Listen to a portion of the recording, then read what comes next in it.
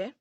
Without much ado, I'm just going to go through the profile of these fabulous, courageous, resilient ladies in no particular order.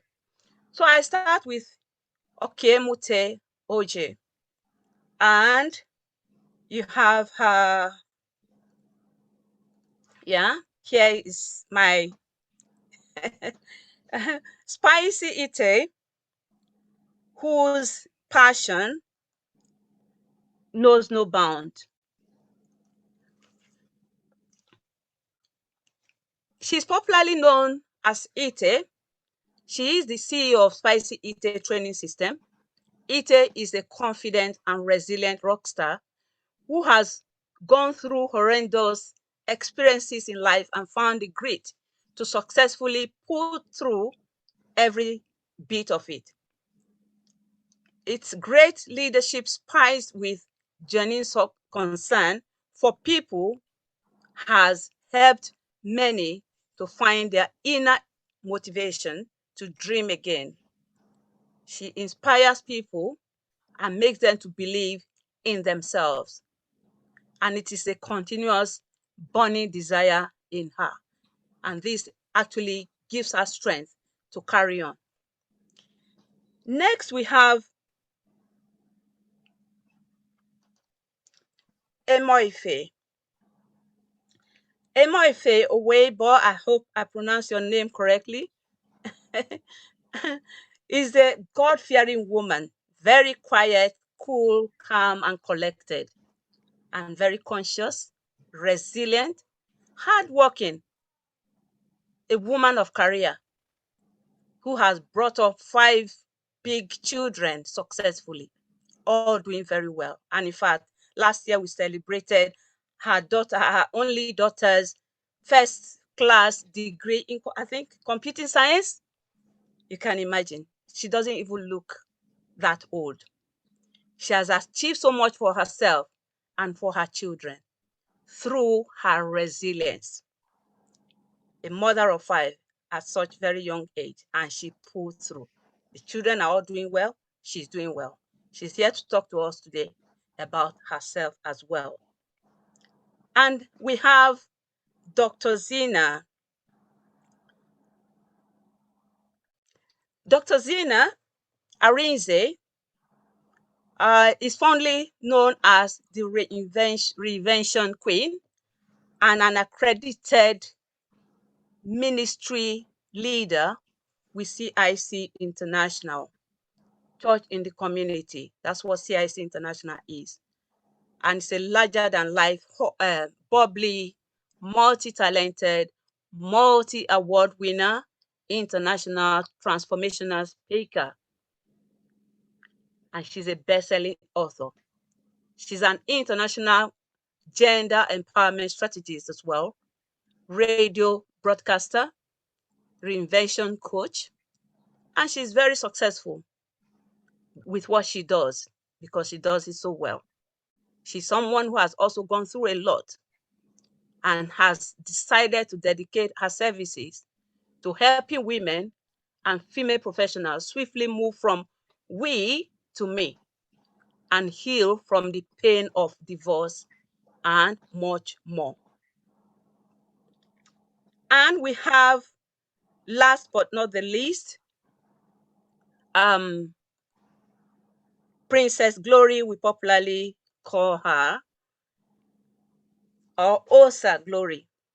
Princess Glory is passionate about humanity, creativity, and even good services. This drives her to seek opportunities to contribute her quota towards sustainable change management. She worked with Westminster Kingsway College for 14 good years as a senior business lecturer, and we actually felt her impact. She worked with young apprentice as a coordinator, and during this period, she partnered with Goldman Sachs, Minto, and QuickBooks to organize business conferences and enterprise seminars for students who were aspiring to become business owners. She organized career counseling as well as workshops with the aim of providing career guidance for students and equipping them with employability skills, which is something that is very valuable here in the UK. She founded Gloriana Business Consulting because she desired to provide support for small business owners in terms of creating structure and systems that would help their businesses thrive. She has particularly been of much help to my very self as well. If you call Gloria for something, she can help you until you get it right. Very patient, very enduring woman she is, and a woman of substance. She's a God-fearing woman as well. She also established Glory Edward Nutrition to help people correct, revert, and maintain their health. She believes that a man's most valuable asset is his health, and without it, he cannot create his wealth. We all believe that health is wealth. And of course, we have an unknown person. She will introduce herself when she comes on. She's a surprise guest because she's a very, very, very busy woman who, through thick and thin, has survived in the business world and is still thriving, giving strong and giving strong help and support to women, achieving great things for herself and even for other women in businesses. And in fact, she encourages everyone to go into business if they can, and she'll give you the support you need. So these are the women of substance I brought together today. And I just want us to, give a round of applause to these ladies who will be speaking to us today. And they are all here in the room, I guess. Zina, are you here? Mavis, are you here? I can see M.A. Yeah, I'm here. Just give me a few minutes. Yeah. Oh, thank you, Mavis. So, because she's very pressed for time, in fact, she had two occasions today or events, she decided to give me some part of her time. And for this, I really appreciate her. So we're going to start her off with our first question. It's not actually the first question, but we're going to give her the privilege of going first so that she can get on with what she has to do after this. But if you do have any question for her, we will pass the questions to her later on. So feel free when she's speaking. Please, I urge each and every one of us to take notes. I hope you all have your iPad, your pencils, your pen, your paper ready for any key points that you notice and you want to ask questions alongside that. So here I introduce to you Mavis Amankwa, the very most resilient lady I've ever come across. I think you're muted, Mavis. You're muted.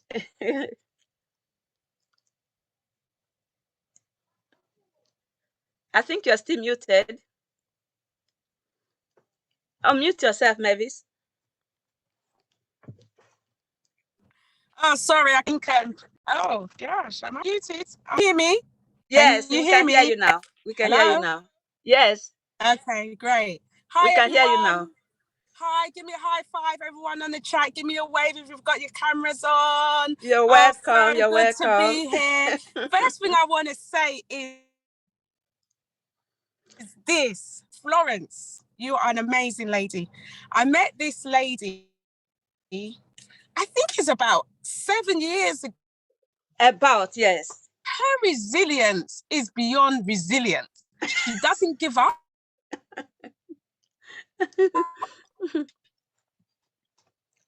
She doesn't let anything bother her. I'm so proud of what you've in the way you've been building up yourself.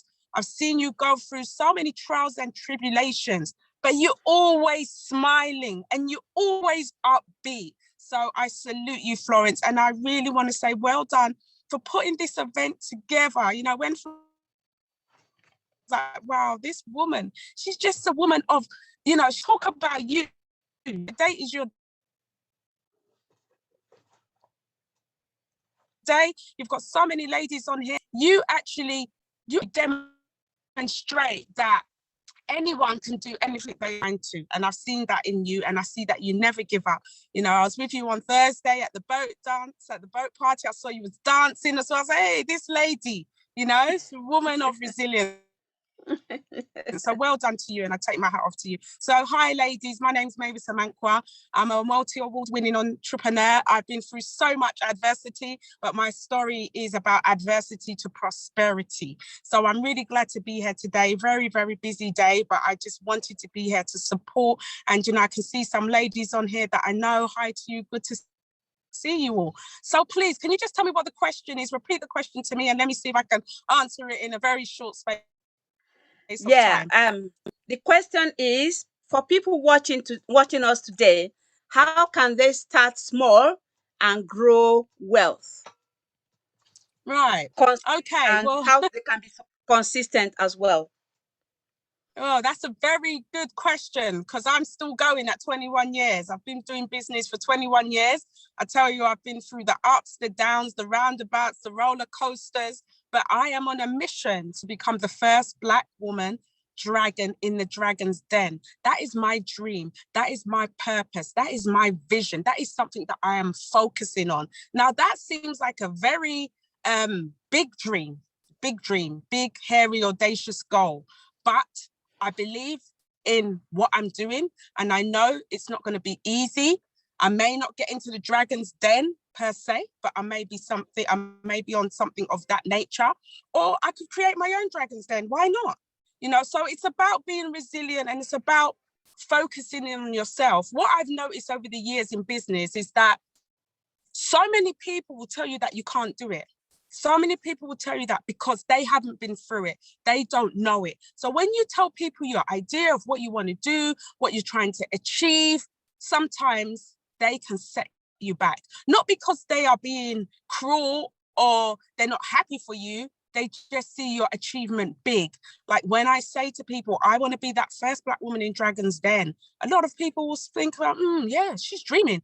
But over the years, so many people have been encouraging me and telling me that I can do it, I will be able to make it. And that is something that I've learned, that you need to have the right support mechanism. You need to be in the right network. You need to have the right circle of women. You know, we might have our own friends and our own family, but when it comes to business, entrepreneurship, and building our career, to be resilient, you need to fly with the eagles. And we know to fly the eagle is not it's not light. You know, you have to make sure that you are ready to soar. So for me, I believe that resilience, first of all, starts with you.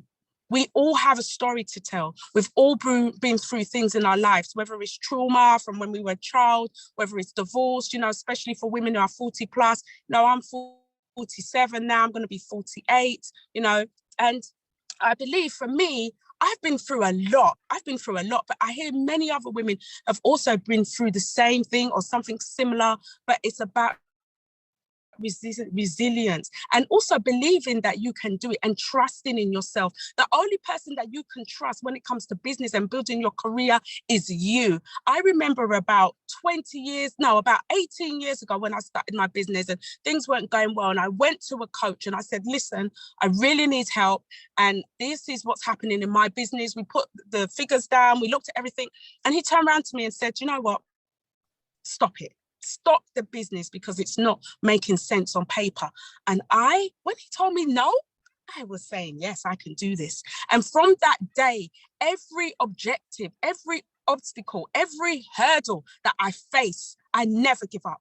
I've lost money. I remember about 15 years ago, I lost about £90,000. A lot of people may not come back from losing that type of money. Just imagine all of a sudden you've got £90,000 in your bank account, and then within a few months, it's all gone.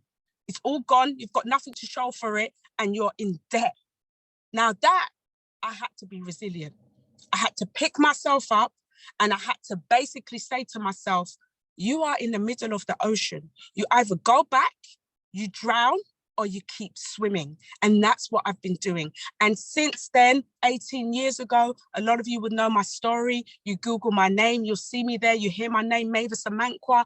And I tell you one thing, to build up wealth, it's not about the money first.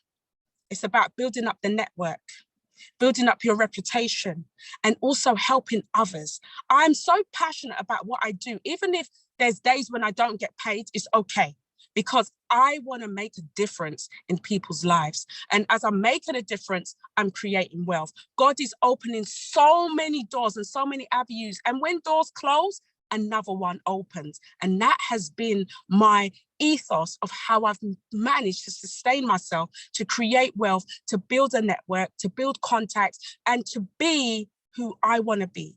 I was told many years in school that I would never make it. One, because I was a Black, I was African, I was called names, I was in an all-white area. You know, I just had so many problems when I was in school. And then as I grew into a teenager, I had some trauma in my life, which was quite horrific, you know, but that has made me resilient. That has made me who I am today. And that has made me help others, because I see the pain that some women are going through in their marriages, in their business, with their children, you name it, I've seen it. But I always encourage them and say, listen, you can make it. And being resilient is what we have to do. And once you build up your resilience, you see money will come, finances will build, doors will open, contracts will come, tenders that are unexpected will just come to you without you even knowing. It's about the mindset. How do you get your mind in the right place? Especially when something is telling you on paper. The man told me, the business advisor told me on paper that I wasn't going to make it, but I did not take on his no. I said, yes, I can do it. God has given us the purpose and the talent to be who we are, but it's up to us, who we hang around with, our circle. And personal development is something you need to build in business. I see that a lot from people like Florence. She's always learning, always doing something, always learning and building up herself. And I think for me, that is what has got me to where I am today. And that's why I wouldn't say I'm successful, because I feel using that word successful, I'm not there yet. And maybe because I'm a humble person, or maybe because I see success, you know, later on in life, but I've achieved. But when I achieve, I take other people with me. We go together. I tell Florence all the time, Florence, you can do it. You know, it's not about who started when and when you started. It's about the circle that you're in. It's about the people that you talk to. It's about the mindset. And also, to build wealth, you have to invest. And that's what I see a lot of women in business or women are not doing. Because when you invest, it helps you to grow. But it's scary. You know, you can have fear. Oh my gosh, she lost £90,000. I'm over that now. I've won a lot more contracts. That money's gone a long time ago. But I could have just gone into my closet, cried, and gone back to my IT 9-to-5 job and just got my bills paid. But that's not what I wanted. That wasn't my vision. That wasn't my purpose. My purpose was to make a difference. And it's through that that has made me resilient. So ladies, and if there's any gents on here, a few tips that I want to say to you. Number one, make sure you have a business plan. Without no plan, you're not going to get anywhere. A lot of women I speak to in business, I mentor so many women, about 100 women a month. They don't have a business plan. Make sure you have a business plan, number one. Number two, cash flow forecast. Know your figures and put some extras on there, because any business that you're running, you're going to run out of cash. There's days when you expect money to come, contracts to come, people to pay. It doesn't happen. So you need to have the cash flow. That's number two. Number three, marketing. Some of you have known me for a long time. Some of you see me on Wikipedia, you see me in Forbes, you see me in Guardian, you see me in the Nigerian papers, Ghanaian papers. I'm everywhere, but it's marketing, how you market yourself. I developed my own personal website about 15 years ago, and a lot of people said to me, it wasn't worth it, just focus on your brand. But because I focused on me, That's why I'm still in existence today, because I tell you, there's competition out there for me. There's a lot of competition, especially now with social media. You know, there's so much competition. So number 3 is about consistent marketing and constantly marketing yourself in all seasons. Doesn't matter. You might have a big contract, no contract, you know, maybe things are going well, things are not going well. It doesn't matter. It's about marketing. And it's about promoting yourself and making sure that your social media is up to date. Now people go and Google everything. We Google everything. So you need to get your profile to a place. So when they Google you, they can say, oh yeah, she's the one to be with, or she's the one to go with and take on that contract, especially when it comes to, you know, winning contracts. Number 4, to fly with the eagles. Remember, we don't want to be with ducks, because ducks don't fly high. Birds fly, but eagles soar. And for you to soar, number 4, it's all about the mindset. How do you keep yourself going? Believing in yourself, praying, being in the right circle, and making sure that the circle that you're with, they understand your vision, your mission, your purpose, and you should be inspiring each other. And I'm just inspired this evening to see that we got 27 people on this Zoom this Saturday evening.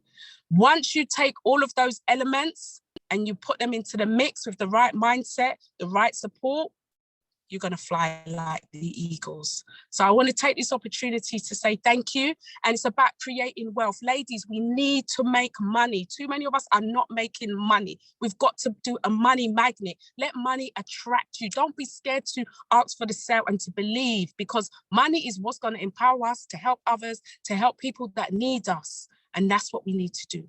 So make yourself a money magnet, fly with the eagles, have a plan, make sure cash is fine, and have the right mindset. And you can definitely create wealth through any type of season.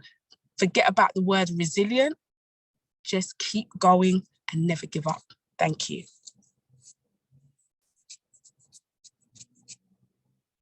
Thank you, Mavis. Thank you. As usual, you are oh wow, a trailblazer. Thank you very much. Please, can we put our hands together for her, please? She's done so well. Thank you so much. And I hope you were taking notes. And if you do have questions for her, she may not be able to stay till the end of the program. We will pass questions to her and she will do her due diligence to answer you, please. Yeah. And we will take questions at the end, not now. So please get your questions ready, and there is time for questions and answers. Thank you, Mavis. God bless you. Thank you. Thank you. Yeah. So I'll be on. I'll yes. be listening in. Thank you. Okay. Thank you. Thank you so much. Okay, ladies. I hope we all got something from that. Yeah. Give me a wave of hand if you did, please. Yeah. Thank you. Thank you so much. So we're going on to other questions now. And that's question 1, which I'm directing to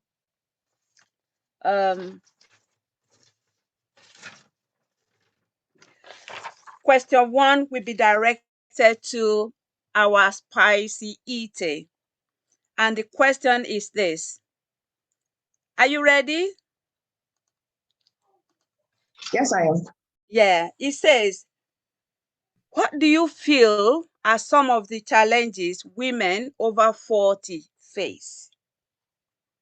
What do you feel are some of the challenges women over 40 face?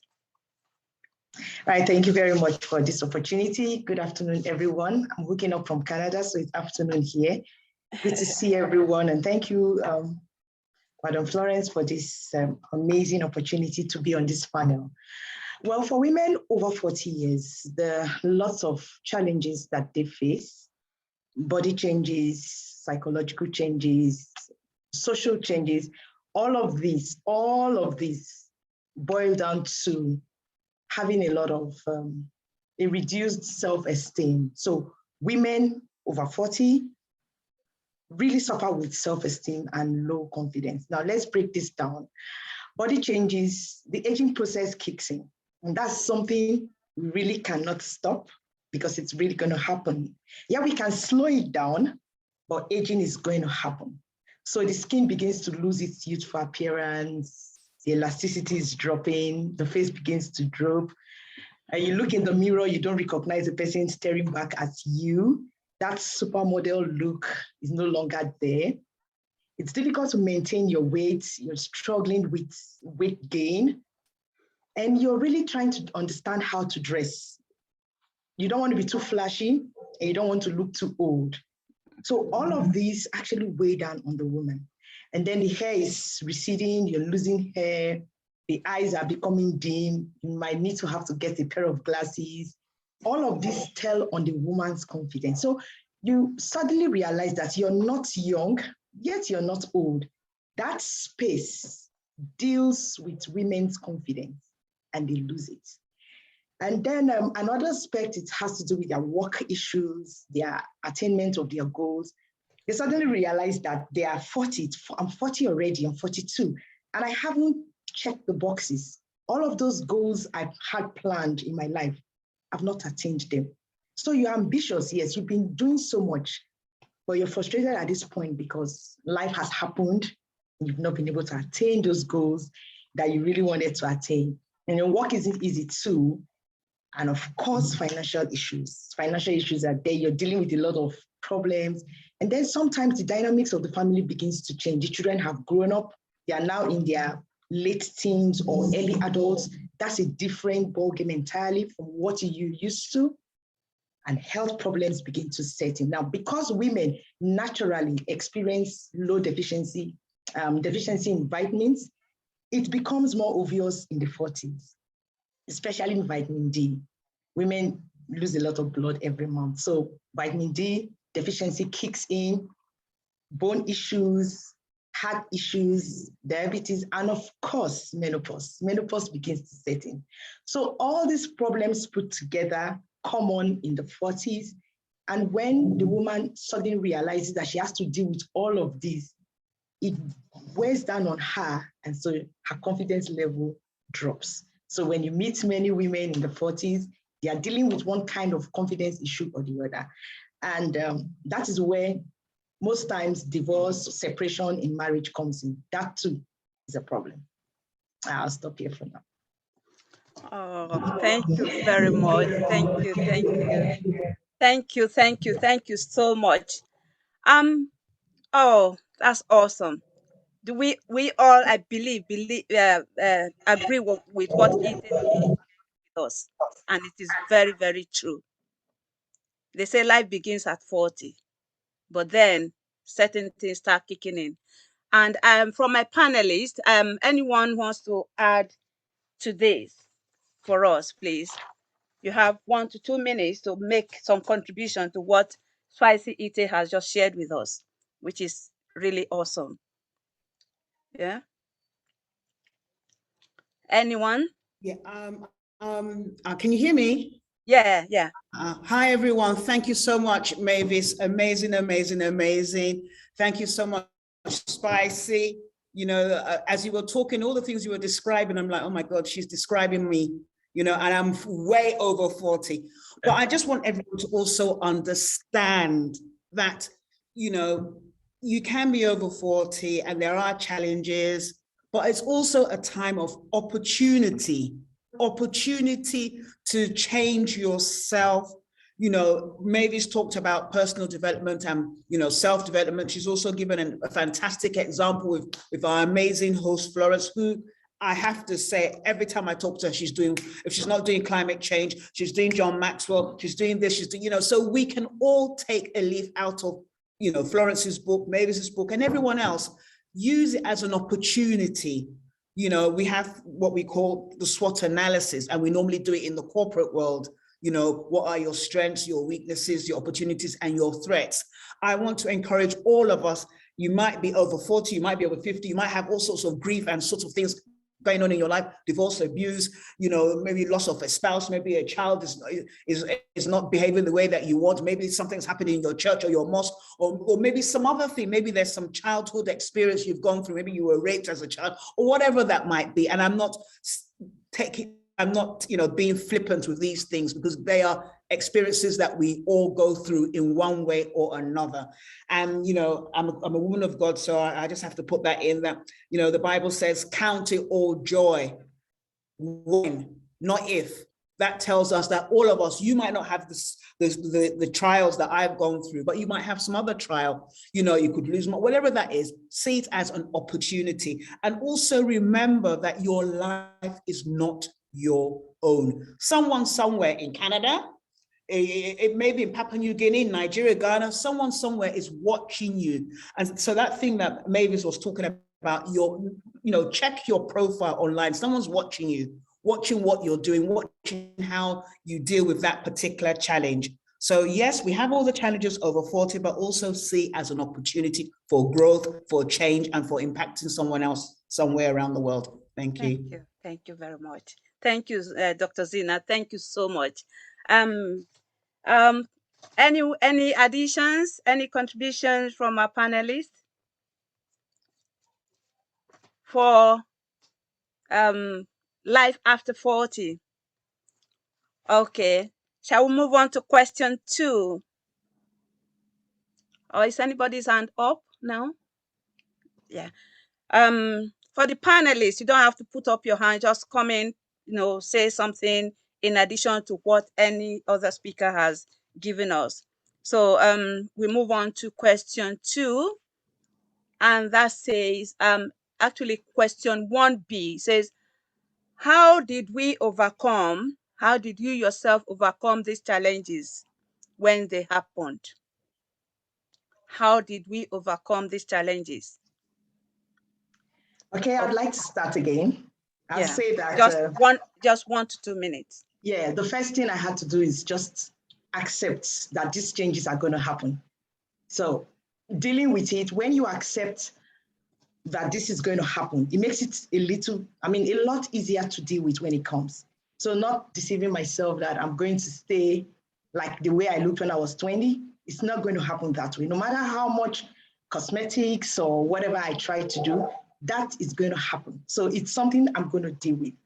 And then I also work a lot on my self-talk, what I tell myself. You cannot underestimate the power of self-talk, negative or positive. So every day I tell myself, I repeat to myself what I want to happen in my life.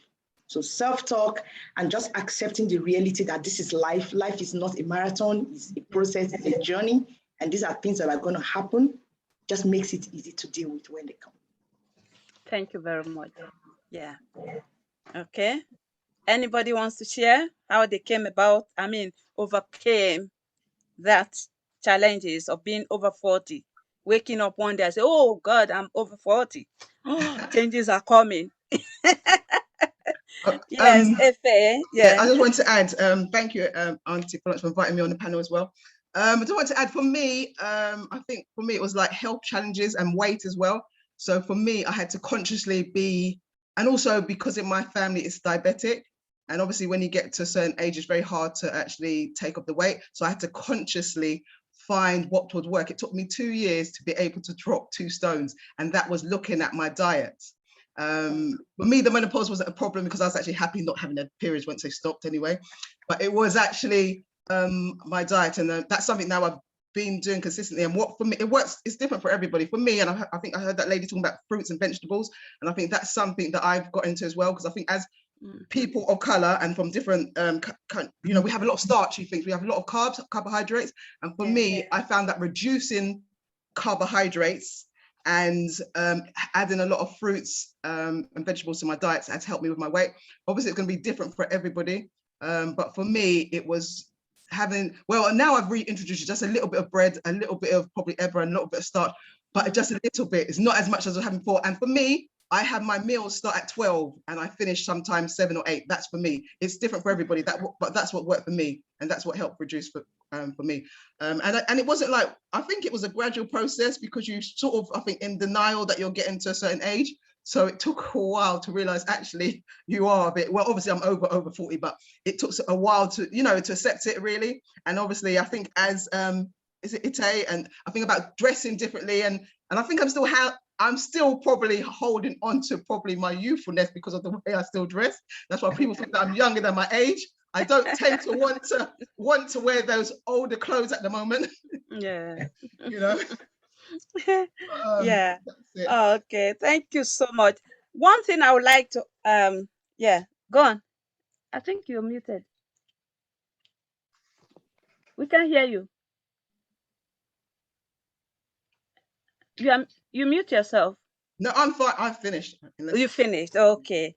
Thank you very much, Efe. Thank you so much for adding that. And I would like to add as well that one of the challenges facing women over 40, like the health that is being fully explained by Spicy Ite and Efe, parenting issues are there as well. And some of us, especially when we're in this part of the world, we're fighting with lack of qualification. And of course, we are having our children. We can't afford to go to school anymore because children are in the way.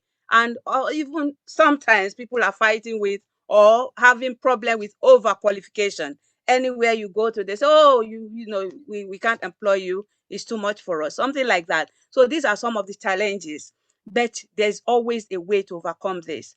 And, Robert Schuller says this, tough times never last, but tough people do. So once you put on that resilience, you know what to do for each and every of these challenges. Of course, the way is open. There's always a breakthrough around the corner. For me, what all these painful experiences taught me, it has allowed me, the discomfort I felt was more or less a catalyst for my development. Growth is the best possible outcome for any negative experience, as I've learned over the years. And that is why, for me, the first major thing I did, when I started having problem and I lost my husband and everything, the first thing I did was to jump up and go back to school. Even though I've had all these qualifications, I just said, I need a new environment. I need to make myself feel fine. It helped me. It helped my weight loss. It helped my intellect. It helped me in a lot of ways. So these are the things we can put in place to actually help ourselves. If you're having challenges, you're over 40, don't sit back and think, oh, the world is over, or somebody should come to my rescue. Nobody's going to come to your rescue if you don't make that move. So this is what it is. Thank you so much, Ife. The next question actually is for you, so stay behind and answer this question. And please, for the panelists, feel free to make addition to Ife's speech. So question 2 says, in your own view, what are the characteristics of a resilient woman? Okay, so in my view, I will think persistence, don't give up, and as I think people said, believe in yourself and reinvent yourself as well. I say persistence, because obviously as a mother and obviously as I'm also a teacher as well, so I actually teach. You need to make sure that you are persistent. And as I said, as a mother, you've got children watching you, so they're watching how you react as well. So when you're going through different trials and tribulations, because obviously when they're young and you're not having enough money and so on and so forth, you don't need to be letting them see what's going on in the house. You just need to be persistent because they're watching you and they're building character from what they're seeing from you. So you need to make sure that you are being persistent. Because also I'm a Christian, for me, a lot of things that I've been based on, and a lot of times when I've been low or down has actually been my faith. That's what's helped me, and the scriptures. Obviously, and everything that I do, everything I tend to do is try to obviously acknowledge God in everything I do. I was going to quote some Bible verse, but I probably won't. But most of everything that underpins what I do as a woman and bring up my children has been God. That's what's helped me keep sane. That's what's helped me become who I am today. And I say reinvent yourself, because obviously as the children were growing up, I didn't start off as a teacher. I started off as someone, I think Maisie said, in IT. So obviously I've had my kids, but because of the way we're brought up, we all went to school, went to uni and everything like that. So, even so I had my children. I worked in IT for a little while, but then I was having children a while, and with IT, it changed all the time. So obviously I decided actually let me be a teacher as well. So that's like reinvent yourself. And now obviously I'm a certain age, my children are obviously growing as well. And as I said, they watch you and they mimic what you do.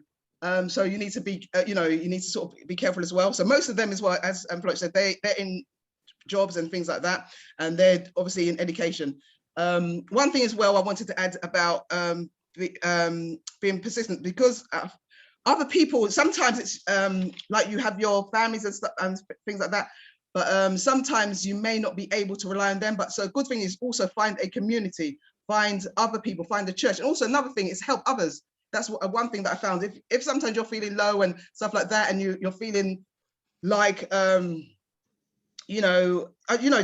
overwhelmed with your children, sometimes it's a good idea to go out there and into your community, help in your church, help whatever you feel that you can give of service, volunteer somewhere, just do something that's different to actually, because obviously as a mother, sometimes you can actually, and be at home, you can be bogged down with your children. You need somewhere to be able to, an outlet.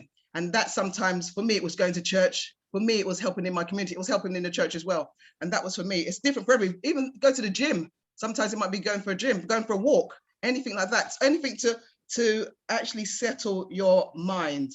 As I said, reinvent yourself. Sometimes as your children are growing up, you might have had, had a job before, you might have done education, you might think to yourself, actually, my children, when your children are even at school, you can actually do something while they're at school. You don't really have to really stay at home, because in between that time, which I did, that's why I actually became a teacher, was because they were at school and because I had my holidays when they had the holidays. And it's something actually that I thoroughly enjoy, that even up to now, I'm still obviously teach.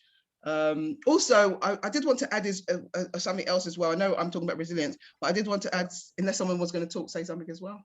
I'm going to add something. But I was going to say as well, they were talking about wealth and how you grow wealth. And one thing for me, as my children are more older, what I'm doing now, I teach another full-time, but I do a side hustle as well to help me build wealth as well, and obviously invest as well. So I think that's sort of good if you find yourself, with circumstances and the way things are happening now. There are actually a lot of things that you can actually do. There's lots of side hustles, lots of business. I know we all want to do business, but in the meantime, you can do something in the meantime. There's lots of things that you can be doing to add extra income to what you already have. And that's what I'm doing for myself. Even though I'm a teacher, I actually do a second job as well, just to help build wealth and invest what I need to do. I also invest my, things like that. And I think that's good for people. I think sometimes, we just think that our income is not enough, and then we don't, I know it's not for everybody, but I'm just talking about my experience. And sometimes we get, we have get ourselves into a lot of debts and stuff like that because we can't afford. But instead of doing that, we can actually do something side. There's lots of jobs that now, because of, I think, the pandemic, that, there's lots of things that we can be doing now out there, lots of side jobs, lots of things that can help, sort of support what we already, our income that we already have. Thank you very much. Thank you so much. Yeah, oh, that's awesome. And, remember, your children are watching you.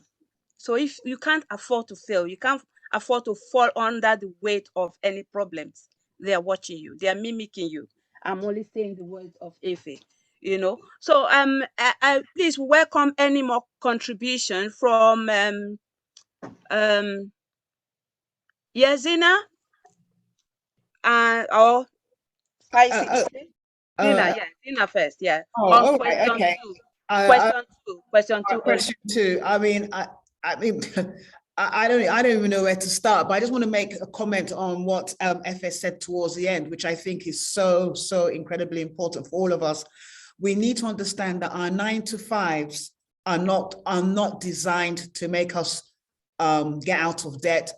People, oh, my lights are going off. I'll pick it up. I'll do that afterwards. I'll take myself off camera and I'll do that afterwards so I don't distract you. So, our 9-to-5s are not designed for us to be rich. You can never, ever, be rich or wealthy with your 9-to-5.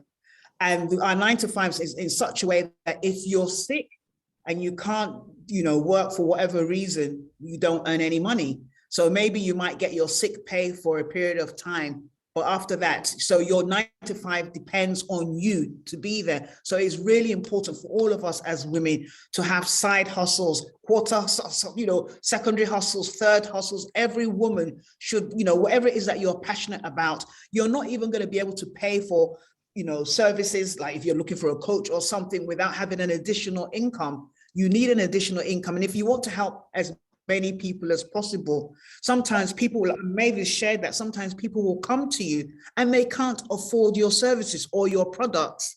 What does that mean? If they can't, does it mean that you go out of business? But because you have a side hustle, you're able to keep your head above water. And talking about your children are watching you. I've got 2 daughters, and because I've always been side hustling, at the time we didn't even know it was called side hustle. It was just something that we did because our mothers, many of us, our mothers had side hustles, and our grandmothers had side hustles. Some of us, they were sewing, or they were making chin chin, or they were doing puff puff, or doing Avon, or now, Mary Kay, whatever it was. My mom used to do cushions. My mom's 84. She used to do cushions. And I can still remember having to sit down as a 7-year-old to help her draw the lines. And I'm thinking, what kind of sufferhead is this? But that's what my mom was doing. That she was doing chin chin.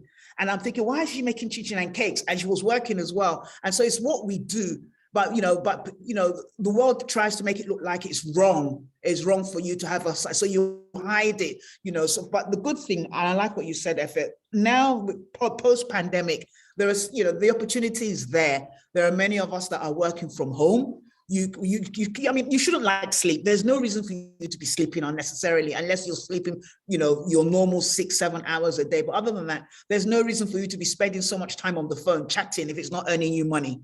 Whatever you do now, especially now, should be earning you money.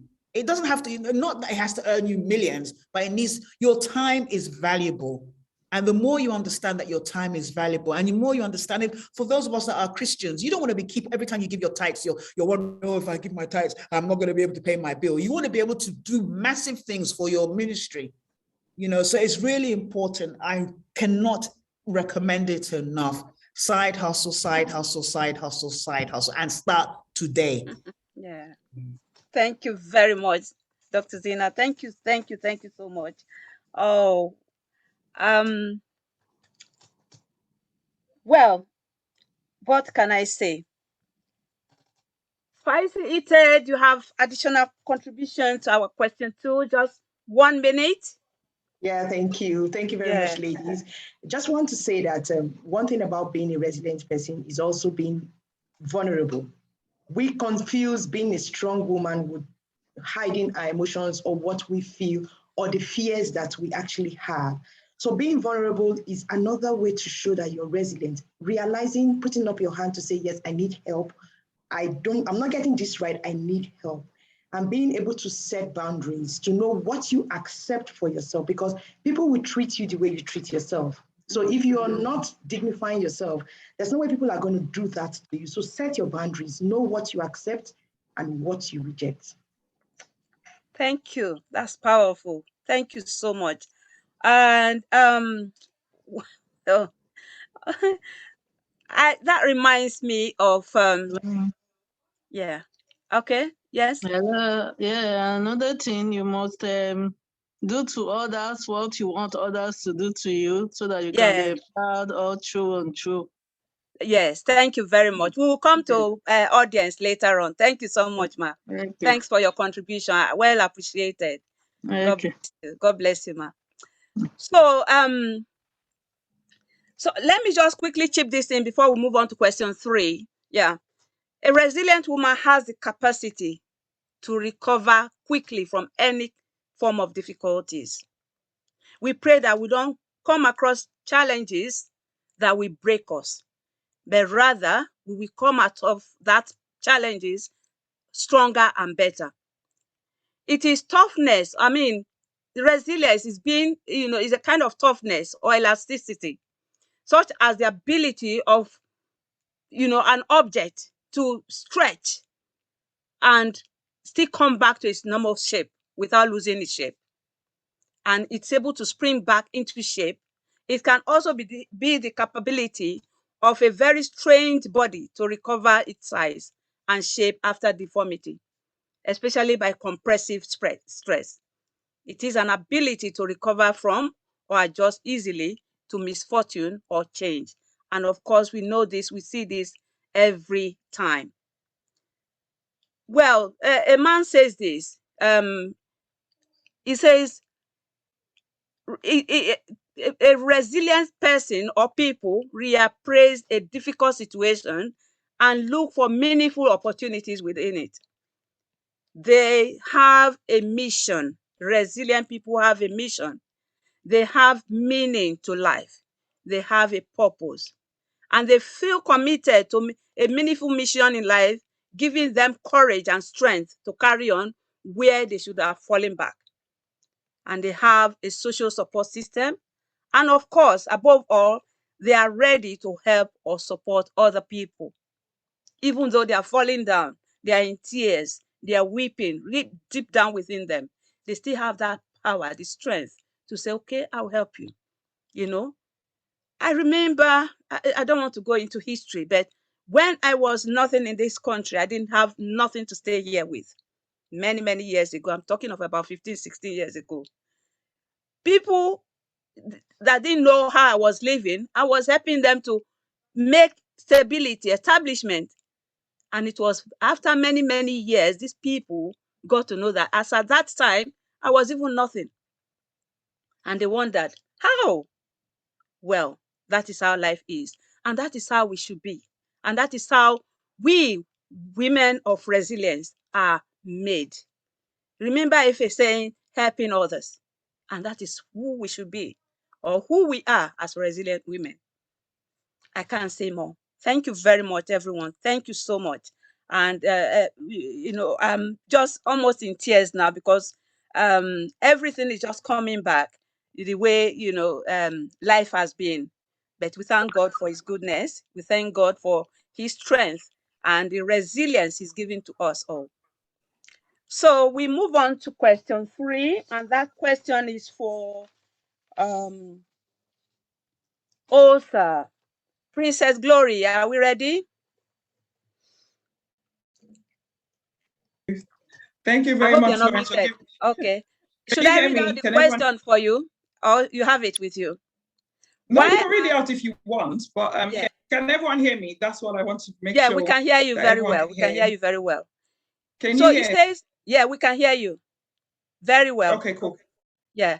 So why are these 3 areas of focus, health, wealth, relationship, important for the audience to work on in their middle age period? Okay. Please share your stories with a peep into the past and okay, that's fine. Yeah. Cool. Thank you so much, Florence, for giving me the opportunity to, you know, share some information to the audience. And thank you very much, everyone, for joining Florence today. We appreciate you all. The question is, why is health very important? I'm going to start with that. Everyone needs their health. For example, you know, people talked about, you know, when you're in middle age, you know, things like arthritis, diabetes, you know, weight problems are the issues that most people face. Some people face stress, but everyone needs their health, because without your health, you're not effective. If you're in the hospital, you can't do your work. You know, without your health, you're not effective to your family and even to your colleagues as well. Health is very important, and we do need to take it seriously. And we do need to pay a lot of attention to our health by doing the following things every day, you know, just little things like exercise, you know, drinking water, feeding your body with the right nutrients, and rest. You know, rest is very important for many of us. Because we've got children, we don't rest as much. We do need to rest. These are things that we hear all the time, but do we actually take the time to actually do these things? Not so much, because, you know, we think that, oh, we are women, we have to do things for our children, we have to do things for our family, you know, the work is there, we have to write reports. So for that reason, many of us are not taking our health as seriously. Sometimes we put it on the back burner thinking, you know what, oh, I'll rest later, or, you know, maybe I don't really need so much sleep, but we do need to take care of our health. And I've also observed for myself, you know, if I'm not well rested, I'm very stressed throughout the day. I tend to sometimes eat things that we shouldn't really eat. You know, some people crave, you know, sweet chocolates and all those sort of things are not good for you because you haven't had enough rest. So you tend to also snap as well, and you're not able to do basic things. You know, sometimes you put all your stress on your children because you have not had rest. So that's what I wanted to just say quickly about health, because I'm going to obviously answer more to do with health in another question that Florence is giving me to answer. So that's one of the reasons why I decided to set up Glory Edward Nutrition, to help people to learn about their health, you know, create meal plans to help people that are going through diabetes, arthritis, and pains, You know, some people, because they're eating the wrong kind of food as well, you know, they develop arthritis, and it does affect, you know, people have pain in their joints, people have pain in their body as a result of the wrong type of food. The other question she's asked me to talk about is wealth. I always like to say to the people that come around me that God has told us to invest in 7 businesses and at most 8. And for everyone I've met in the last 2 months, I have actually encouraged them to have at least 4. And I've actually tried through advice and stuff to bring out some of those points in the people that I have been speaking to. In terms of wealth, lots of people think about finance, you know, I want to be a millionaire and stuff. You know, that's obviously something that is far away, but some of the things that you need to think about is that wealth is to do with your mental state, is to do with you being happy, is to do with being resourceful, also is a state of wealth. You know, have lots of good people around you, that's wealth. You know, having your health is also wealth as well. For the middle-aged women that I have spoken to in the past, and I've tried to encourage to set up their own business. So we've heard about lots of people trying to set up business, have a second job or have a side hustle. You know, we try to do that in another sort of advice that we give to people where, you know, we tell people, these are the sort of things that you need to be thinking about. You know, for many people, you know, you have a job, you also need to think about the skills that you have and the things that you can do whilst you are working. You know, for me, for example, I taught for 14 years, like Florence said earlier. You know, I was a teacher for 14 years teaching business. But whilst I was teaching business, I set up a business called Gloriana Business Consulting, where I supported a lot of people to set up their own business from scratch. And, you know, I helped them in doing such things like marketing, telling them what to do in terms of their marketing and all the other things that they needed to think about that they obviously did not think about. In terms of health as well, I also have a Gloriana Nutrition, Gloriana Nutrition, which obviously Florence also mentioned at the beginning. And in that part, I encourage people to, you know, for meal plans and all the things that they need to do, like exercise. You know, we come up with a structure or program where we coach you. So we have a wellness coaching service where people can come and we give them a plan for what they need to do. In terms of relationships, I believe that the first relationship that anyone needs to have is to have a relationship with God. And as humans, our relationship with God will help us to have better relationship with other people. I believe that, you know, you are more powerful as a relationship that you have. You know, Mavis said it all. She said you have to have a good network. You have to have people around you. So I also believe that in having relationships, if I didn't have a relationship with Florence, she would not be inviting me today. So an example of relationships that you could have, you know, you can build relationships with your work colleagues, with people in church, you know, people that you meet as well. You know, go to networking events is very, very important that you attend networking events. You know, a lot of people think, oh, you know, what am I doing there? Why do I need to go to those things? You do need to go to those things. I've met a lot of people from attending networking events in the past, and it's helped me with some of the things that I needed to learn. Also, I believe that in building relationship with people, you learn a lot of things from them. You're able to ask questions. You're able to, you know, inviting people to your event. You know, for Florence, for example, she's obviously built a lot of relationships with lots of good people. And that's the reason why she's got people that have come to her event today. I believe that God should be first in anyone's life. And also to help you build your relationship, you need to, you know, build a relationship with God. You need to study the word. You know, I believe so much in studying the word. You know, just recently we're doing Learn Fast. And for that, I said to the people that, you know, I mentor, so join me in reading the New Testament for the next 40 days. And it's been really interesting reading 7 chapters a day. You know, as you spend time with God, I believe that, you know, it helps you to be a better person, to spend time with other people. If we look at Daniel, for example, you know, we read in our Bible that he was relevant for 3 generations, for 3 kings. You know, people kept on bringing him back because he had a good relationship with God, and also he had good relationship with people. I'm going to stop there, Florence, because I know we're looking at time. Yeah. So I'll let you get on with Thank you very much. Thank you so much. God bless you, really good. That's amazing. And do we have, I think, Ite and Efe has some contributions to this as well. Okay.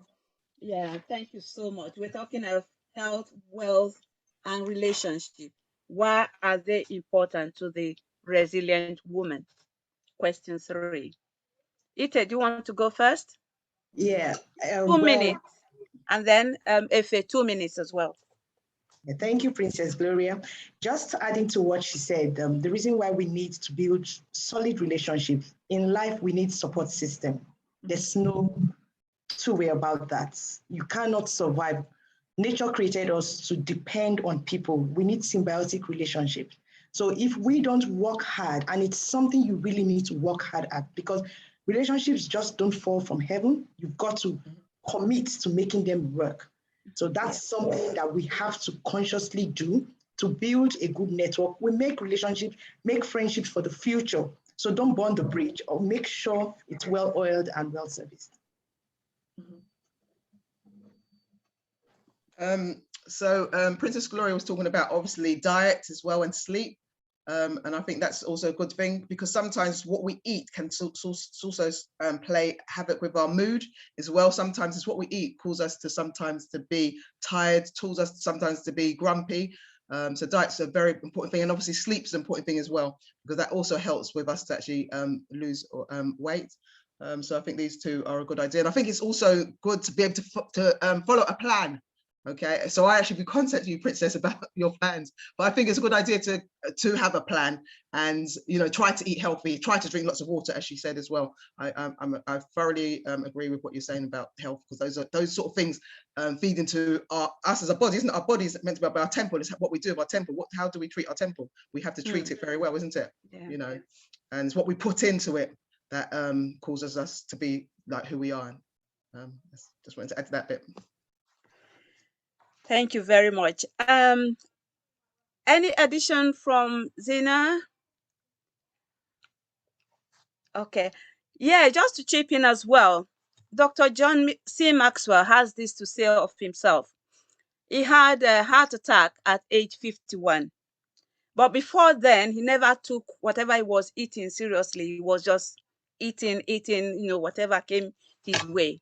But not until that heart attack got him down, that was when it rang a bell in his brain that, look, you need to look after what you eat.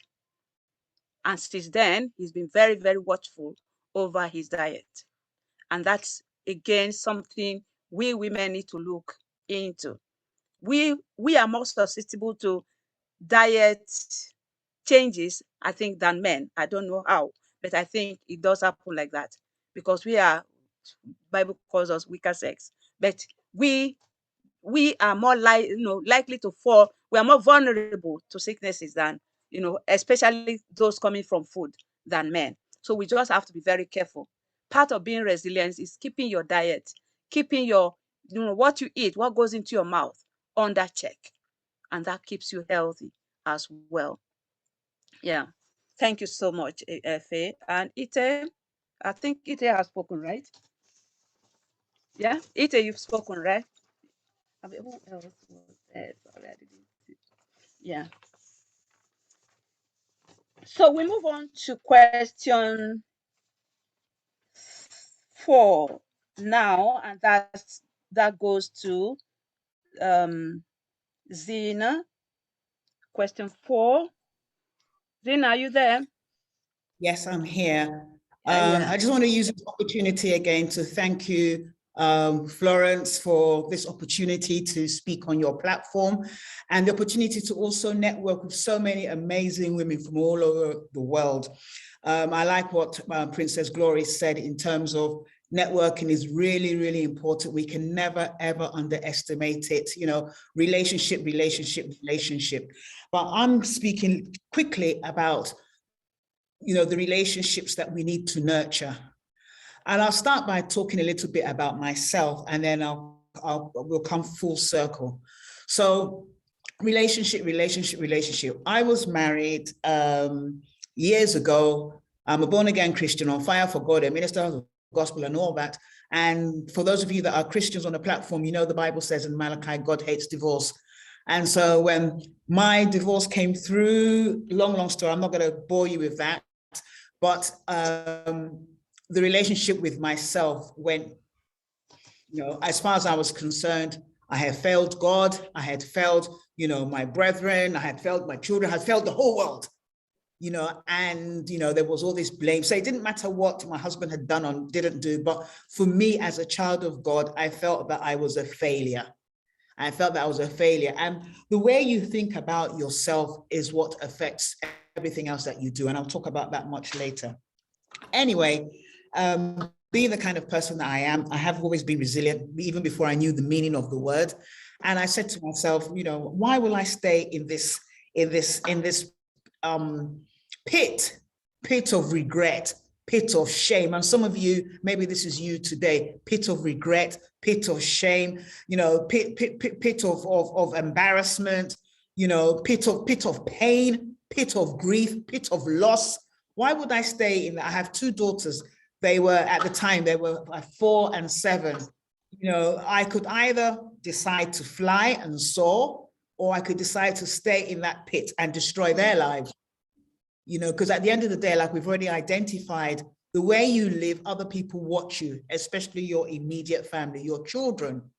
And so, you know, at the time I didn't realize I was depressed. All sorts of things were going on in my life, but being the bubbly person, I was still raising hands in church, smiling and everything, but it was that part, it was kind of fake. So I was two different people. And I never remember going to the GP. I never forget going to the GP.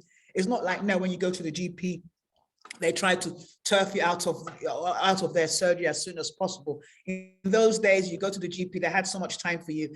And I remember I was asked, I went to the GP for something completely different, excuse me. And I burst into tears. And my GP said, oh, Zena, I think you're depressed. We can give you some drugs. And all of a sudden, the Spirit of God just kicked up inside me. I said, the devil is a liar. I had suddenly pictured myself being permanently on some sort of drug, I don't know, Prozac or whatever, and knowing what I know now, that, you know, society, they don't know how to deal with us as people of color in terms of medication and all that. And I just saw my life so I lied, God forgive me. I said, no, I'm really sad because my granddad just died. Now, for those of you, I never knew my granddad. I didn't even know him. He died even before I was even born. I never knew him. Well, that's why I said to the GP, I said, you know, I'm so sorry. You know, I don't know why I burst into tears there. You know, I was just remembering my granddad. My granddad died and I'm really, oh, I see. Because you're never like this. You know, you're always chirpy.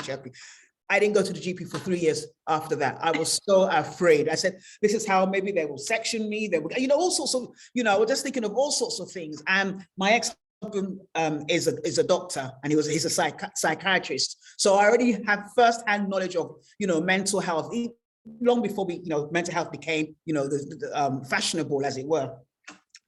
And so after that, I said, okay, Zena, what are you doing to yourself? And from then I started, you know, searching online, looking, okay, there must be people like me who are going through this. I was looking for books, looking for all sorts of things to study so I could know how to deal with this. I was praying, I was doing all that, but we know that faith without works is dead. You know, you're sick, you need to, you know, if you have a headache, you take a Panadol. If you have emotional pain or grief, you're supposed to look for help, but, you know, we don't do that. And so by the time I found different books and everything, I found out more about divorce recovery, didn't know anything about it, didn't even know that it existed. In fact, the first time, and that's another story, I'll tell that another day. But the coach I had at the time, a lady called Dr. Joanna Martin, I paid her an arm and a leg.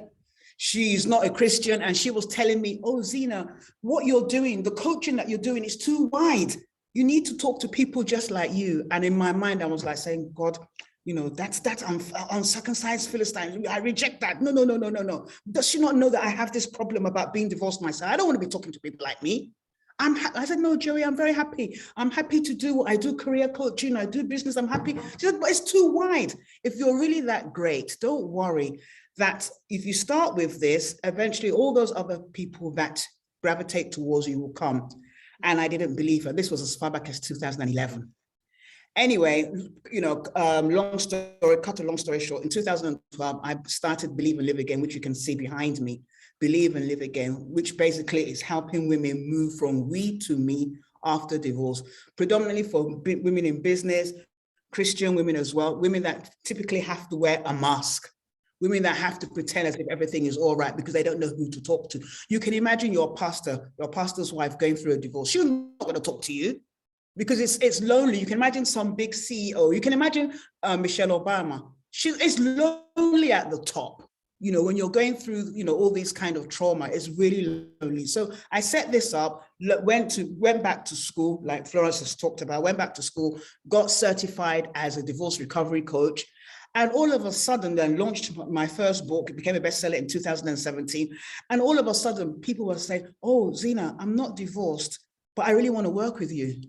You can help me. So you can see behind there, you can see Reinvent You, the Reinvent You experience, you know, which started in 2017, helping people who are stuck get unstuck. And then all of a sudden, you know, someone talked about IT, you know, my day job, IT project management consultancy, you know, I do this for the Salvation Army and so many other NGOs. And so there are different things that the Lord has given me, but it started with me being obedient to Joanna and actually starting Believe and Live Again. Then I've got the Reinvent You After Abuse Foundation, which I started in 2019. And, you know, the world has exploded. But why am I telling this story? The relationship you need to nurture first, apart from God, for those of us that are Christians, you really do need to nurture your relationship with God. And I can't knock that. That's 100%. But in addition to that, you need to nurture the relationship you have with yourself. Yeah. You could make your in-laws happy, you could make your friends happy, you could make your children happier and all that. But if you do not nurture the relationship with yourself, everything else fails. You will not be able to make money. You will not be able to live a healthy life. I like when Efe was talking about, you know, cutting down on carbs and stuff, 100%. I mean, 2018, 2019, I started my health loss journey and I did so well. I've put on so much weight now, but I did so well. Everyone knew me on social media. I was walking, I was doing this, I did intermittent fasting and keto. And I noticed that arthritis that I had suddenly disappeared or was quite manageable. But I noticed that when I started eating carbs, bread, which I love a lot, cakes and all that, I noticed that I can't walk as much as I want to. My knees start hurting. And so you have to know your triggers, not just in your health, but in your emotions, in your mind, your mindset. For you to be resilient, you need to know who you are. So you need to go back to God, ask God to reintroduce yourself to you. Who am I? So that you can learn to love yourself. I'm sorry to say, many of us as women, we don't love ourselves. We love our children, we love our churches, we love our families, our in-laws, our husbands, but we don't love ourselves. So if you make a mistake, for instance, if you take an exam and you fail the exam, oh, how can I be so stupid? How can I do this kind of stupid thing? But if your friend does that same thing, if your friend comes to your house and breaks all your fantastic ornaments that you've had for years, that you've never used, that you need to chuck away or give to charity, but you've had for years. Yeah. If they break it, you're going to say, oh, no, don't worry about it. It's okay. It's okay. I've had it for years. But if you break it, you will tell, I'm so stupid. That's why my children say this. This is why they did this. At work, you know, you tend to, and someone talked about it, your self-talk, what you say to yourself, how you refer to yourself. How you refer to yourself. The best relationship and the most important relationship you must nurture before anything else is the relationship with yourself. Learn to love yourself, learn to protect yourself, learn to have the proper boundaries in place. The way you treat yourself is how other people will treat you. So if you treat yourself anyhow, other people have every right to treat you anyhow. And you cannot complain, oh, she spoke to me in a particular way, he spoke to me. It's because of the way that you treat yourself. If you're always available, when you're not available, it becomes that you're wicked or you're mean or you're selfish. And if you want to be always available, start by being available to yourself. If I ask anyone now, one special thing about yourself, you might not know how to answer, and I'll leave it there because I can just realize my 5 minutes has gone. I'm so sorry, I was getting carried away. We're enjoying you though. We are enjoying you. Thank you very much. Any contribution? Yeah, and the question is, what relationships would you nurture to have, to cultivate and achieve a fulfilled life? Let me read it properly. Which relationships do you need to cultivate and nurture now to help you achieve a fulfilled life? Any contributors from the panelists? Just 1 minute or two, if you, yeah. Can I say something, Florence? Yeah. Yeah, I think one of the relationships we should nurture. Thank you very much, Zina, for that very powerful word that you said, that we should love ourselves. It's very important as women that we should love ourselves. We take more care of our children than we do ourselves. And some of us, we love our jobs more than we love ourselves. But I think one of the relationships that we should nurture is family, because obviously, job, we put a job first, we're always there for the job. We stay up all night writing reports and things. But I think the relationship that we need to nurture outside loving ourselves is our family, especially our children, having a relationship with our children. Because many of us, because we do so many things, we do not really have that much time for our children. So we do need to nurture a relationship with our families as well. Yeah, that's all I wanted to say, Florence. Thank you very much. Any more? Any more? Just unmute yourself and speak if you need to speak. Yeah? Okay. Shall we move on to? Okay. Sorry, can I just say, one thing quickly as well? I just wanted to say, and just also for us to remember that we can't pour from empty cups. So when we deplete ourselves, in our jobs and our family and all that, we can't give what we're giving back is not as at the quality that it needs to be, because we have not, we're empty. We're empty. So we need to, retreat. The Bible says that Jesus went on the other side. We need to retreat and have time to refuel ourselves, regenerate ourselves, so that we can actually nurture those other relationships, which are, very important as well. I just wanted to, yes. Yeah. Thank you very much. Well, it says it all. Thank you ever so much. Well, let's quickly go on to, or rather, let me just say something on question 5, which some of us have dealt with, including Mavis. It says, here, I just want to say that a journey of 1,000 miles begins with just one step. We've heard quite a lot of what has said, also concerning wealth and how to create wealth, starting small and growing big. Well, it's all about taking action based on the nugget that we've been given, or the different steps we've been given. It reminds me of a story of 5 birds sitting on a branch, a tree branch, and they are deciding to fly. They're deciding to fly. How many are left on the tree? These 5 birds are still sitting there. They are only deciding. They've not really taken off. And that is how we are in our lives and concerning a lot of our life's decisions. Oh, next year I'm going to do this. Oh, next week I'm going to do it. Next month, oh, I will try and do it. We keep pushing and pushing and pushing until finally we don't do what we need to do to better ourselves in the areas of health, in the areas of wealth, in the areas of every other thing. So we need to take action, not just taking this in and then sitting down there and say, okay, next year, this is what I'm going to do. Yes, have plans, but make sure you work towards the plans and not leaving them on paper and thinking they will work out themselves. We need to work them. We shouldn't be like the birds that are deciding to fly. They're still sitting there. We need to take off, take action, and do what we have to do. If we keep procrastinating, tomorrow, says there's a man that says that, it never comes. We need to take action. And that is how, we need to continually make that move in order to achieve what we need to achieve. Remember, somebody, you can't, if somebody cannot stop their toes if they are not moving. Somebody that is standing still can never stop his toes or bump his toes, whatever language we use for it. It's only when you are moving. That's why you can complain, oh, I was trying to move fast and I, bumped, or stubbed my toes. But if you are standing still, nothing can hurt your feet because you are still, you are motionless, you are stagnant. And that shouldn't be the case, especially where we are in problems. We've heard quite a lot from these women, resilient women today. We need to take action, and feel free to ask questions. But one last question we need to talk about before we open the floor to everybody that want to ask questions.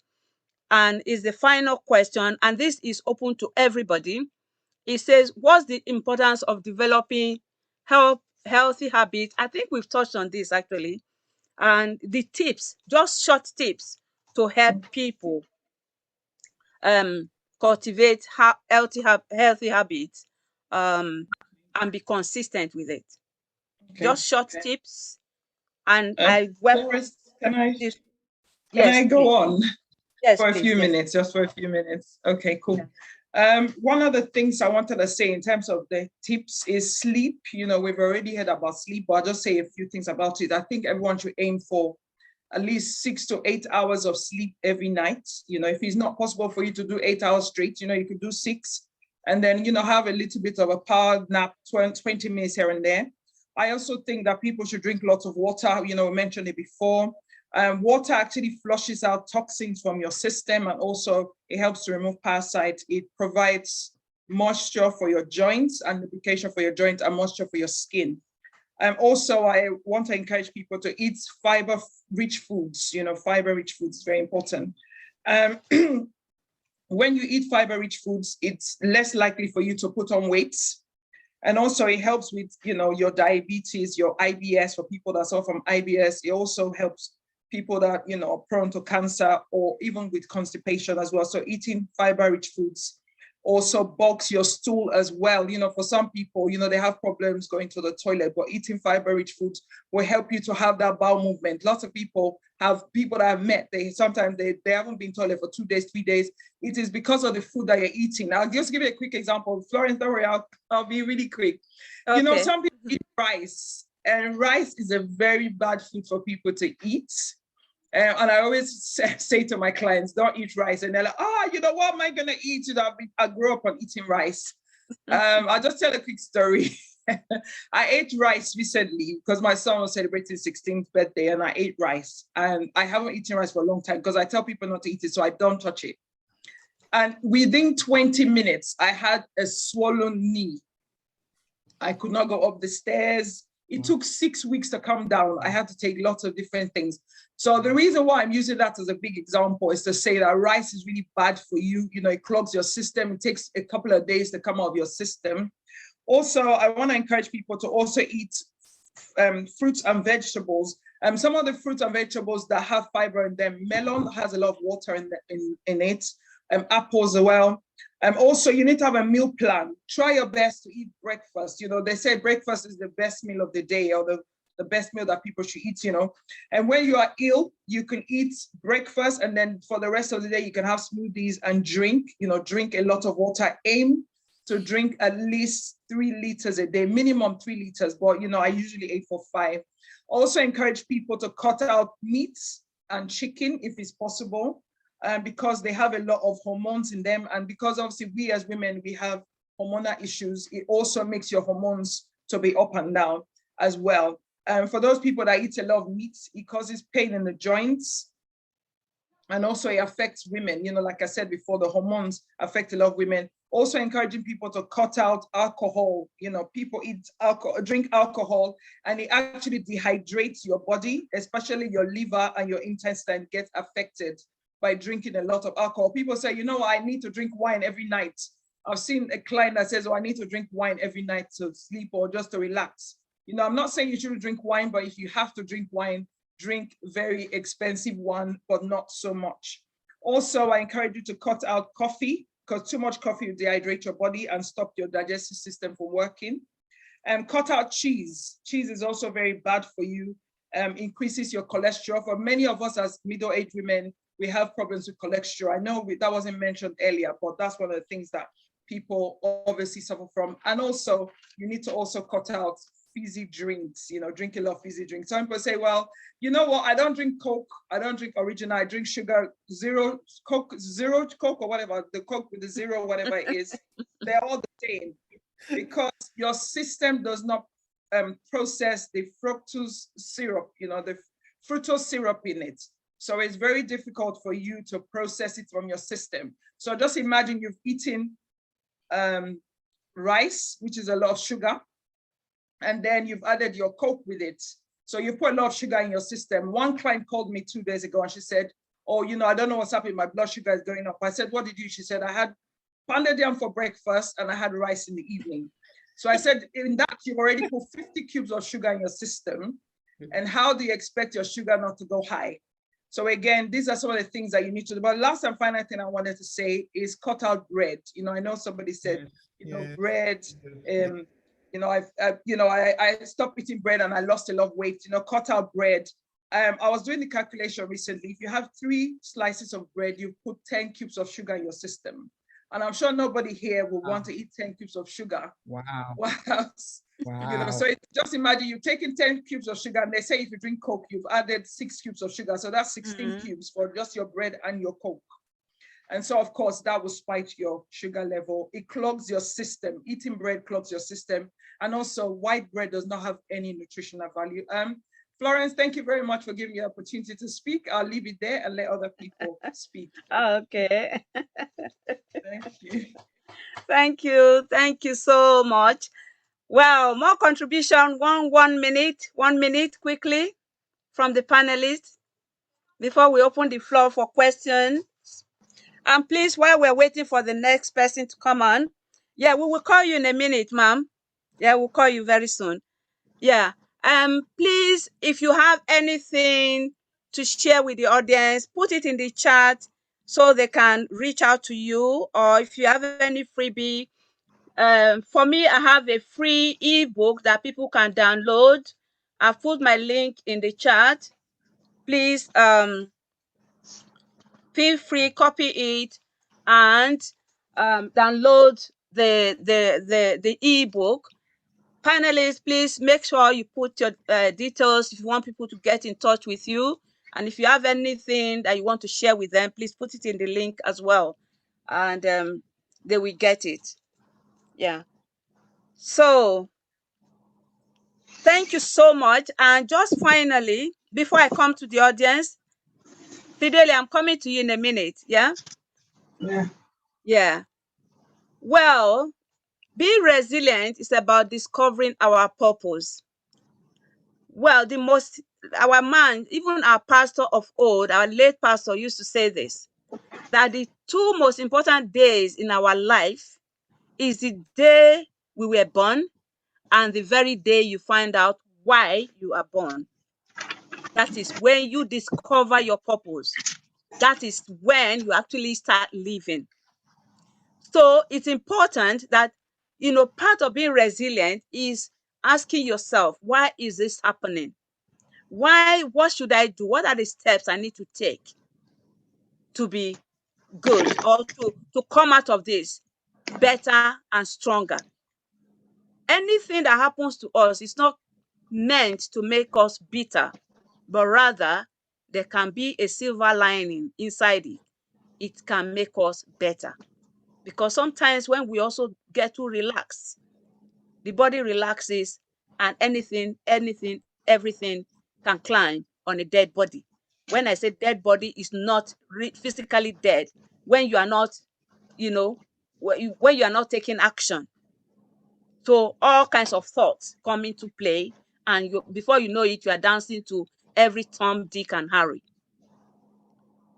The pain of bad health is bad enough, and I believe we've heard quite a lot on this today. And then the pain of relationship, whether a lost relationship through death or through disappointment, or whatever it is. And of course, we've heard the business side of relationships, having good networks of people to work with. All of this can work together to make us, healthier, wealthier, and better connected. It's important that we do all these things. And I've shared with you how John Maxwell took care of himself. And it's important that we do even much more. And we've heard so much from our panelists today. Virginia Satir said this: life is not the way it's supposed to be. It is the way you cope with it. That's what makes the difference. Whatever happens to us is the way we deal with it. That's what matters. Be it health challenges, be it wealth, financial loss. You know, you heard Mavis saying she lost 90,000, 90 good £1,000. How bad can that be? But she came out of it, and she's a stronger, a better person.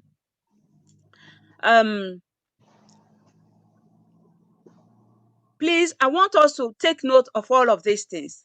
And the idea behind this meeting today is just to make us a better people and come out of bad experiences better people, and not get boggled down with it or get knocked down by it, but get up and get going stronger and better. So I want to leave us with this very, very short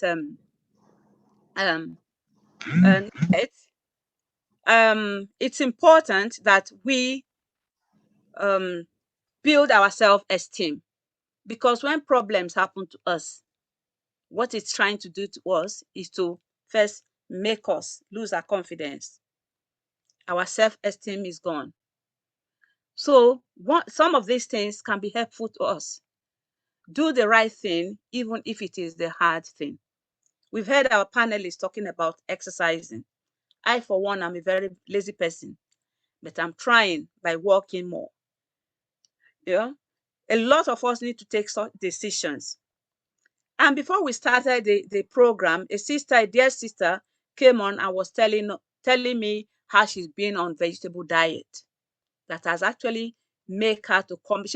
I'll give her 1 minute to talk about her experience. Yeah. So celebrate every small victories in your life. Don't wait until the big things happen. Celebrate with your children, with yourself. Whenever any small victory is won, celebrate. It calls for celebration. Do not brush it aside and say, it doesn't matter. And take responsibility for your life. Nobody's, one of us, I think Zina, has also shared with us that nobody is going to value you if you do not value yourself. Whatever you give, whatever area you place yourself, people will even bring you down. Nobody is going to place the value on you, the value that you've not placed on yourself. So we need to rise up and come against anything, any challenges at all, and say, if Agnes was able to make it, I can make it too.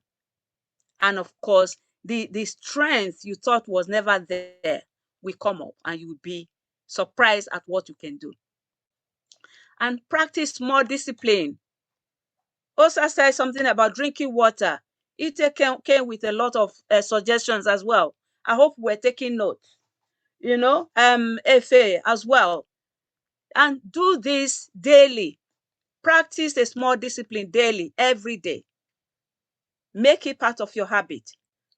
Me, I don't drink a lot of water, but I've started quite a while now. Whilst we were in college together, myself and Osa, I used to see her drink warm water. And I was wondering, oh, I think I should start drinking warm water. And really, it is very, very helpful, especially when you drink it first thing in the morning. It detoxifies the system. It's really very helpful. And of course, finally, last but not the least, there are many more. The time will not allow me to share everything. Embrace a positive image for your life. Positive image. Nobody is going to do it for you. We have to do it. We have to say to ourselves, we can do it. Rise up to the challenge, and you'll be surprised. The strength is there, but it will not work itself unless you tap on it, you draw on it, and you will see yourself soaring like the eagle. Thank you so much for all our panelists. And I want to call on Fidelia. Fidelia, are you there? Unmute yourself. Fidelia happened to be a sister to a student colleague I worked with when I was at Glasgow, Strathclyde University. And I've never seen her in person, but I know the brother. When he was doing his student politics, I was helping him to campaign all of that in the 1 year that I was there. Then suddenly, after me leaving the university, you know, I got to know that she's around and she's falling sick. She just came on a visit and she was knocked down by. Please tell your story, Fidelia. Just not very long, 2 minutes, please. And tell us what you've been doing.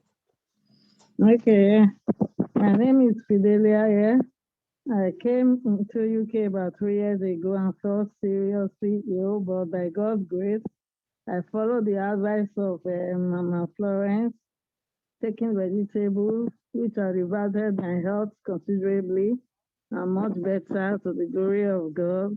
Yeah, but when we say all these things about resilience, it's good to be resilient and you have to carry God along. And as well as your support system. What is your support system? Do you have a family support system? Or not just a family, other friend support system that can help you out when you are down? And always make sure you have God all over you, because God is forever faithful. Yes. And how do you use your Bible? You always read your Bible to get the nuggets of life. Like when you get to 1 Thessalonians, it says, rejoice always, pray without ceasing, thank God in all situations, no matter where you find yourself. You have to pick up yourselves and ask God to give you that strength to continue. Like you hear that Sister Mavis lost 90,000 pounds. What can be worse than that? 90,000 pounds in this country. But she came back stronger and better. So that can happen to us. We just have to stand firm in our faith that whatever happens to us, we can always stand again, like Jesus Christ during this Lenten period, during the stations of the cross. He fell 3 times, the 3rd station, the 7th station, the 9th station, but he picked up and staggered on and continued the way to the cross, and he died for our sins. So we are better and stronger with everyone supporting us. So let's have that support system and have God supporting us all the way. With God and family members on our way, we can survive and we stand firm and become so resilient. God bless us all in Jesus' name. Thank you. Thank you very much. So thank you, Fidelia. Thank you. Thank you. God bless you. You get better and better. You'll be fully restored. You'll be fully restored health-wise.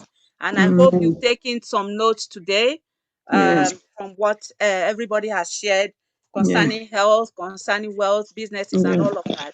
You will be back on your feet again by God's grace in Jesus' name. Yes. So not to forget, sorry, please.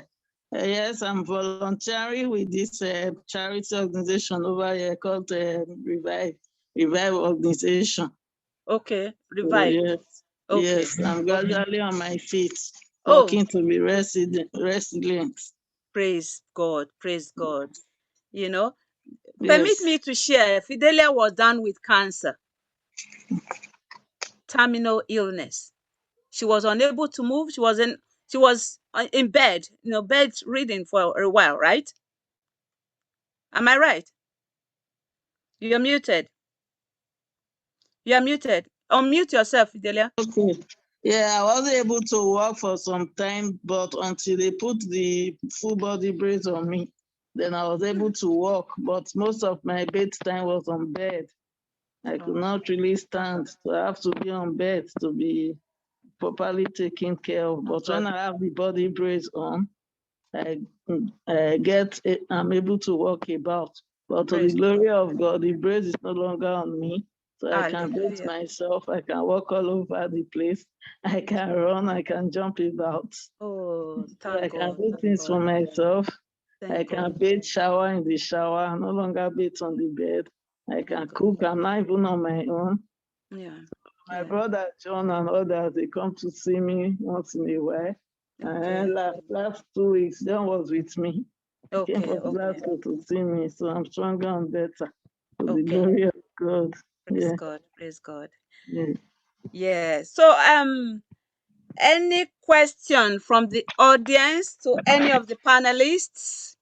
We finished now, but we welcome questions from anyone. Please put up your hand if you need to ask a question, and please direct your question to a particular person, or maybe you just throw it to the floor. Any one of us can pick it up. Any question? Yes, Sharon G. Unmute yourself and ask. Good evening, everybody. Good evening. Good evening. This is a phenomenal platform. I've got to say that first and foremost. It's really good to be on here. So my question is just to anybody, regarding fibroids. Yeah. What would be recommended with like the diet to help maybe to try and shrink them? Okay. Any answer? Can I say something? Yeah. Regarding fibroids, you definitely need to cut out the carbs. You definitely need to cut out carbs completely, cut them out, and do a lot of legumes, do a lot of vegetables. That will help. But, you can contact me and I'll give you, work with you for a meal plan and stuff, and they'll help to work on that. Yeah. Okay. Thank you, Princess Glory. Yeah. Okay. Yeah. I also want to say that sometimes there are certain kinds of foods, vegetables, seeds that are not usually part of our diets, but have a lot of therapeutic values. These you can find in supplements. Now, not all supplements out there are good. You need to do some due diligence to get them. But supplements are really, really important. As the name implies, they supplement our diet so that those things we can't get in food, we can get them. And a lot of people have had good results. So, United Nations actually recommends that we supplement our food because from processing to planting to the way we cook, most times we destroy the nutrients before they finally get to us. So adding supplements to what you do can also be of great help. Thank you. Thank you so much. Thank you. Yeah. Yeah. I hope your question is answered, Sharon. Yes, thank you very much. Okay. Yeah. Let me see who else has hands up. Okay. Yombo? Yes. Yeah. Good evening, everybody, and thank you very much. I've been able to gain a lot of information from the panel. I would like just to add, it's not really a question, but I'll just have to add that the best thing for one is to love oneself, because everybody has gone through challenges in life, either bereavement or career change or whatever, or illness. But if you love yourself, you know you can do it. And with God on your side, you can achieve anything. For myself, for example, my husband died 4 years ago. I just felt, okay, what's the next step? It's not that I didn't love him, I loved him, but what has been done has been done. I cannot bring him back to life, but rather I made a positive thing out of it, that I want to do what he will be happy wherever he is. And then with children, depending on oneself, like one of the speakers said, the children, they look up to you for directives, for example, seeing that, oh, they don't want their mom to be down or everything. So you got to strengthen yourself. We shouldn't wallow in self-pity. When you wallow in self-pity, it takes you down the pit. So we've all gone through challenges, but we need, and we're still going to face challenges, whether we like it or not, either financial or whatever, especially at this time where a lot of things are happening globally. Is it the war? Is it the virus? Is it food that has gone up?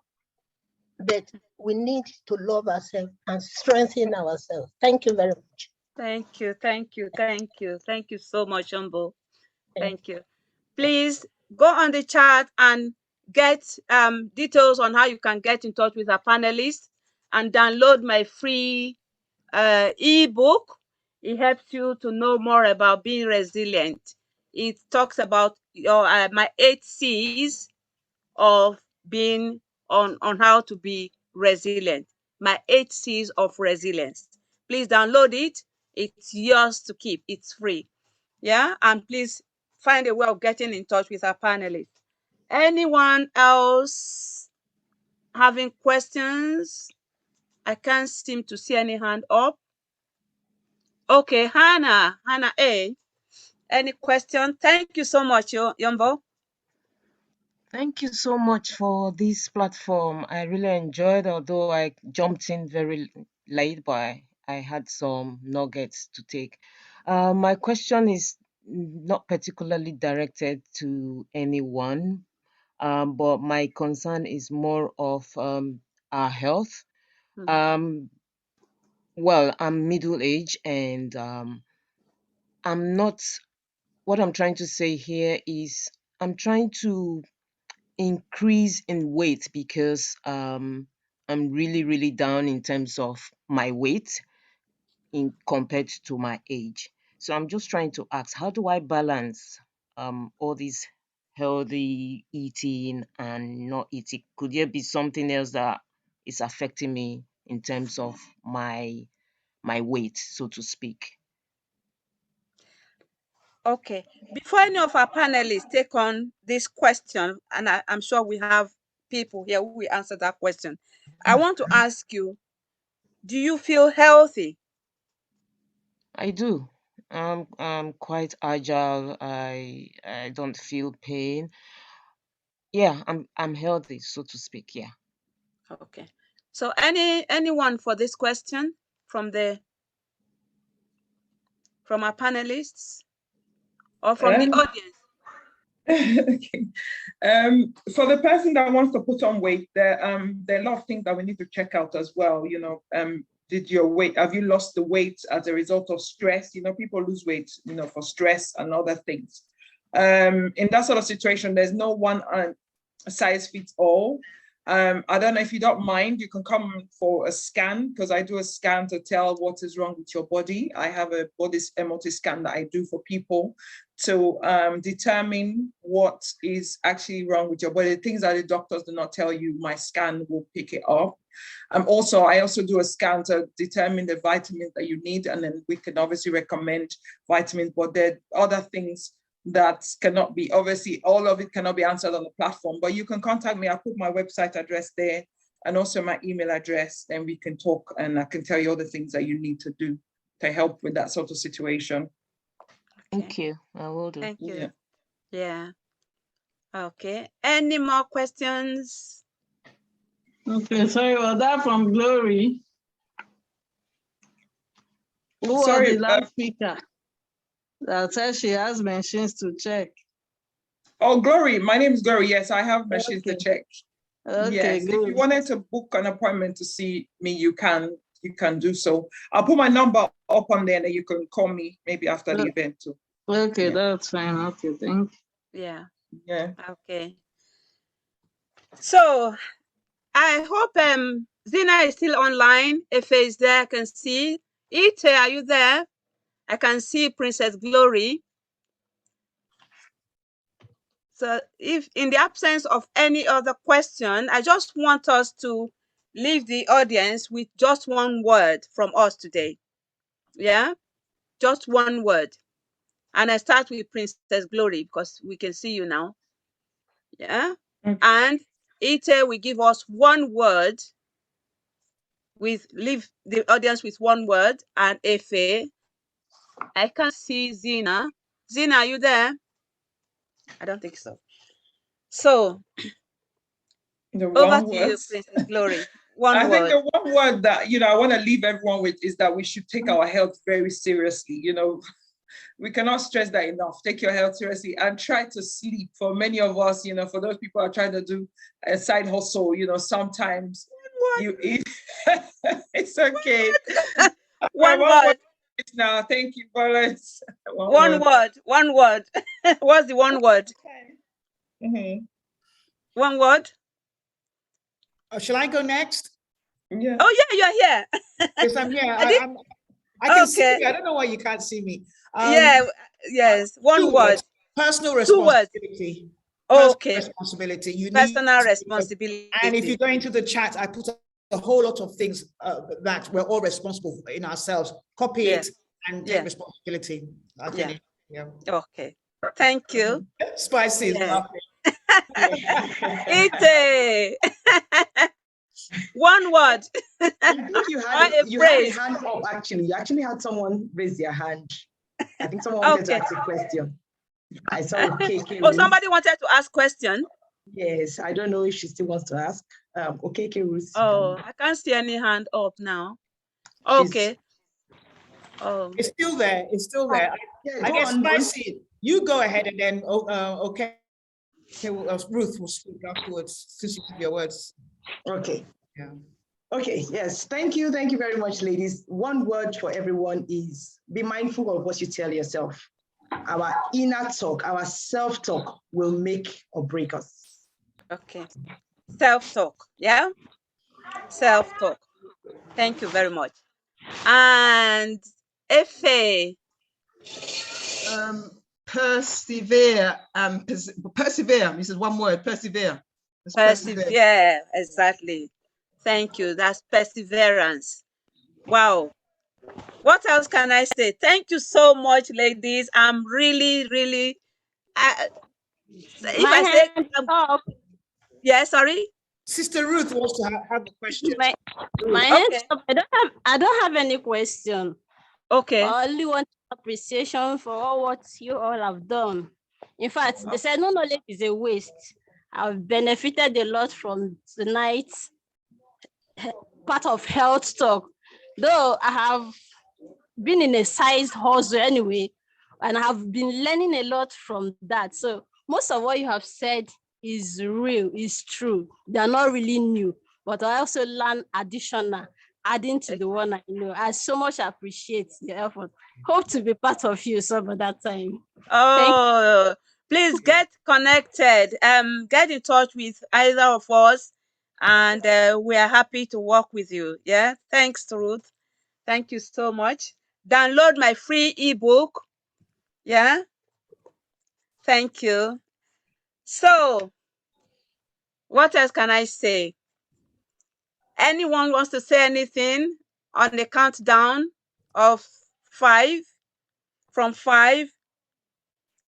Before I get to 1, please just put up your hand if you wish to say something. And once I get to 1, we are closing. And I start. 1, 2, sorry, I start from 5. Pardon me.